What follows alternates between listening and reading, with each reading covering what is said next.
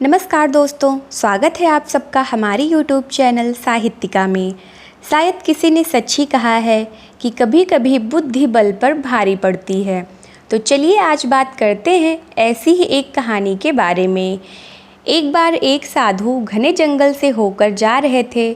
उन्हें अचानक सामने से बाघ आता हुआ दिखाई दिया। साधु ने सोचा कि अब तो उसके प्राण नहीं बचेंगे, यह बाघ निश्चय ही उसे खा जाएगा। साधु भय के मारे कांपने लगा।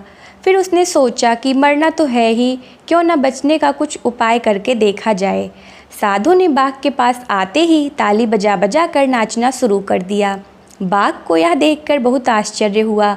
वह बोला, अरे ओ मूर्ख, क्यों नाच रहे हो? क्या तुम्हें नहीं पता कि मैं तुम्हें कुछ ही देर में खा डालूंगा? साधु ने कहा, हे बाघ, मैं प्रतिदिन बाघ का भोजन करता हूँ। मेरी झोली में एक बाघ तो पहले से ही है, किंतु वह मेरे लिए अपर्याप्त है। मुझे एक और बाघ चाहिए था। मैं उसी की खोज में जंगल में आया था। तुम अपने आप मेरे पास आ गए हो, इसलिए मुझे खुशी हो रही है। साधु की बात सुनकर बाघ मन ही मन कुछ डरा, फिर भी उसे विश्वास नहीं हुआ। उसने साधु से कहा, तुम अपनी झोली वाला बाघ मुझे दिखाओ। यदि नहीं दिखा सके तो मैं तुम्हें मार डालूँगा। साधु ने उत्तर दिया, ठीक है, अभी दिखाता हूँ, तुम जरा ठहरो, देखो भाग मत जाना। इतना कहकर साधु ने अपनी झोली उठाई।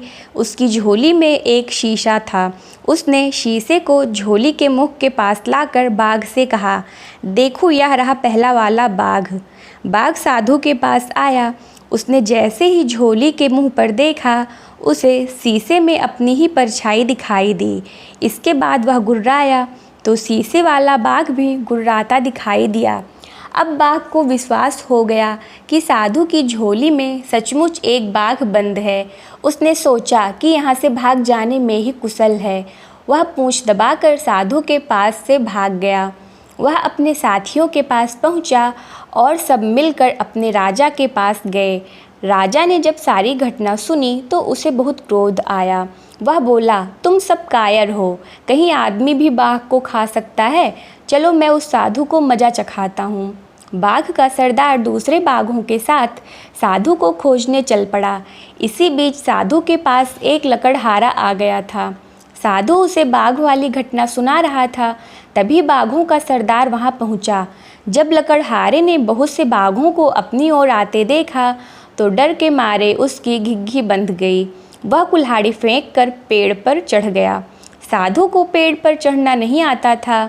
वह पेड़ के पीछे छिपकर बैठ गया। जो बाघ साधु के पास से जान बचाकर भागा था, वह अपने सरदार से बोला, देखो सरदार, सामने देखो, पहले तो एक ही साधु था, अब दूसरा भी आ गया है। एक नीचे छिप गया है और दूसरा पेड़ के ऊपर। चलो भाग चलें।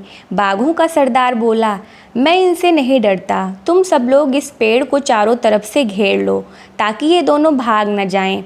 मैं पेड़ के पास जाता हूँ। इतना कहकर बाघों का सरदार पेड़ की तरफ बढ़ने लगा। साधु और लकड़हारा अपनी अपनी जान की खैर मनाने लगे।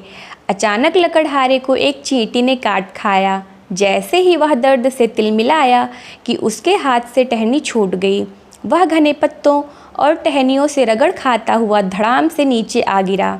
जब साधु ने उसे गिरते हुए देखा तो वह बहुत ज़ोर से चिल्लाया, बाघ के सरदार को पकड़ लो, जल्दी करो, फिर यह भाग जाएगा। धड़ाम की आवाज़ और साधु के चिल्लाने से बाघों का सरदार डर गया।